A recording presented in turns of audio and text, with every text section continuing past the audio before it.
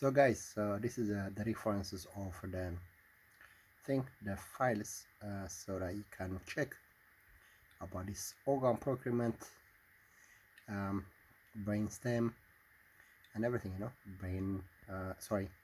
Organ harvest, organ trade, organ theft, perfusion, United Network for Organ Sharing, crypto tectant, machine perfusion, United Network for Organ Sharing, apnea, uh, organ organ procurement. Yeah, so that's all these people in Xinjiang in China. So how the Chinese government used to kill the prisoners so that they can take their organs. So you got this Afton Blessed, Donald Burns, whatever, Reporter Without Borders, Yehuda His. So you got this in December 2009. Interview with the chief pathologist at the Greenberg National Institute for Forensic Medicine, Yehuda His was released, in which he admitted taking organs from the corpses of Israeli soldiers, Israeli citizens, Palestinians, and foreign workers without their families' permissions. Israeli health officials confirmed his confession, but stated that such incidents had ended in the 1990s and noted that his had been removed from his post. Okay, so there's a kidney transplant package that retailed for roughly $25,000. Okay, the donors themselves often received as little as $2,000 for their kidney. So you got Stevie Jones, one of the examples, and so this operation bid rig for organ trafficking. You got the link, and okay, so that's what they call Hope Act. So in Tigrinya means tasfai. Okay, Hope means tasfai. So tasfatsken agazian. So this is the market.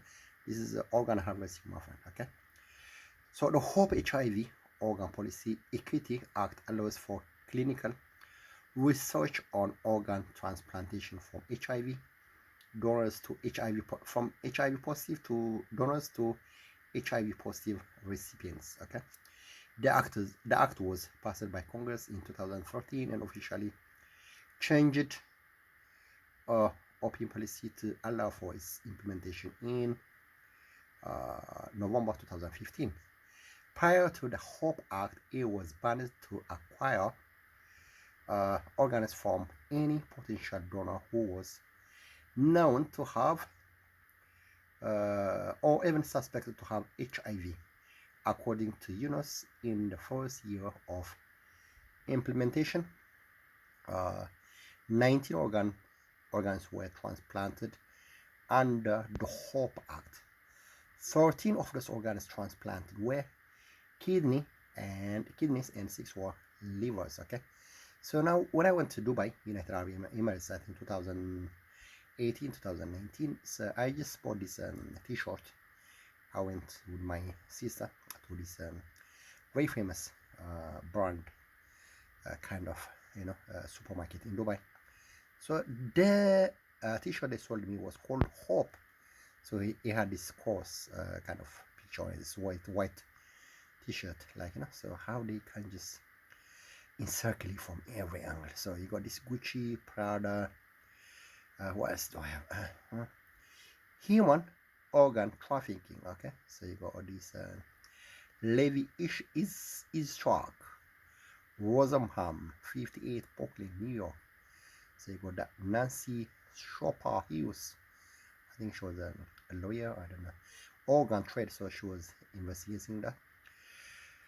My line manager was called Helen Boswell already. She was limping with really funny legs, and she was telling us her doctor was her husband was a doctor. So obviously, she wanted me just kind of like to chase her and fancy her. Obviously, the whole idea is, I do all the dissipation in hope that she's gonna be my virtual, digital wife. So what happened is all this, you lose all your energy, all your fluid, and at last, they just rip off your organs, my friend. A really evil thing. So you got this immunosuppressive drug Falun Gong forced organ harvesting from uh, Falun Gong practitioners in China. Okay, so these are ethnic minorities in China. They believe like the whole body part is holy and they should be buried with the whole body part.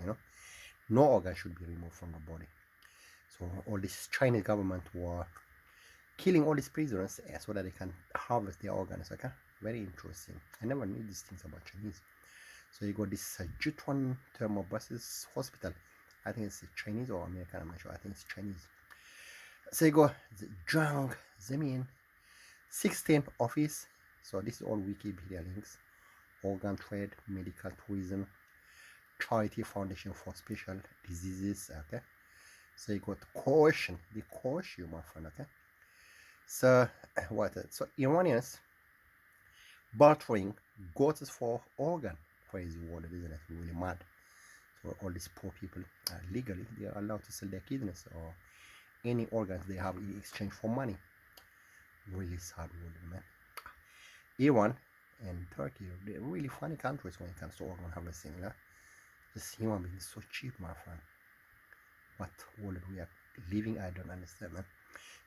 In 2023 reports from regional sources have shared details on how Iran began accepting barter payments for organs in poor rural areas in lieu for traditional payments, in some cases even accepting goats as payments. I cannot believe it. So you got this brain death. So Peter, so obviously I think in the Eritrean news, the RTV, they always bring this guy called Peter. He's a bold guy, he just brings all this kind of game quiz question and answer on his RTV as a black guy Eritrean. So I think it's got that link. They always are referring to this what's called the Petersburg University in America. It's a code name, kind of like they try to use it. Okay, so you got this John Bonarod urban legend. So you got all urban legends about Coma. It's a novel. Robin Cook, novelist. Robin Cook, you remember the foreign minister of the UK? I think he passed away. I met him once. That's my fame to that's my fame claim to to very famous people. I met him in person. I think when is it? I think 2022 or 2000. Sorry, 2021. No, 2001 or 2002. In Victoria near Pimlico. Then he passed away. He was foreign minister of the UK. So that's a book. Robin Cook, novelist. So Michael Creason, Cornea. So you got this guy, mental health guy, always saying like, okay, so that's medical. Sorry, that's mental health. One episode. So we're talking about these urban legends. Okay, all these people just make up, and sometimes some of them could be correct. So one episode discussed a man named Pedro Reggae,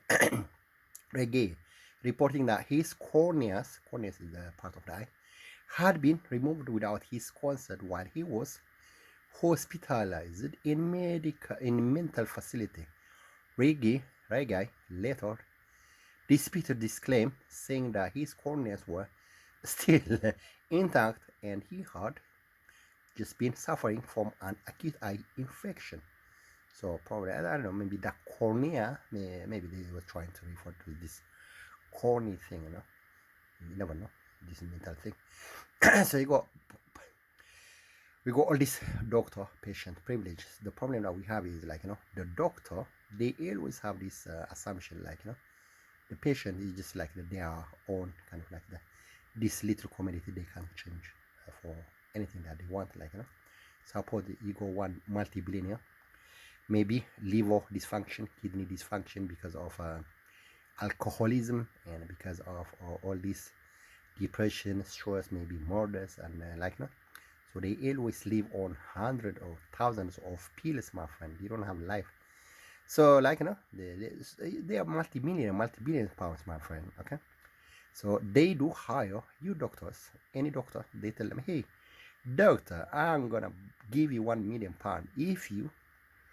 if you make you patient sick, mentally sick. So at the last, I get his organ, his heart, or maybe his lung or his kidney, the doctor creates all that kind of excuses, hey, Mr. Such and Such, we need your blood sample, so you just analyze all the blood samples, what your blood sample has got, your sugar level, and out of a blue, they can tell you, you got diabetes. Oh my goodness, you're gonna die within 2 days. So you get scared, they take you to hospital, maybe mental depression. So before you die, okay, they make you brain death, then they rip off all your organs, and this lucky alcoholic, liver failed, kidney failed, and heart failed, and maybe lungs failed person gets your organs, my friend, especially if you're a sportsman. This is really mad world. So that's why you got this doctor patient privilege, so personal health records. Nowadays you got all this, what is Babylonia. This was a guy who was giving this lecture at university when I was doing health informatics at UCL. Okay, so this is in real time.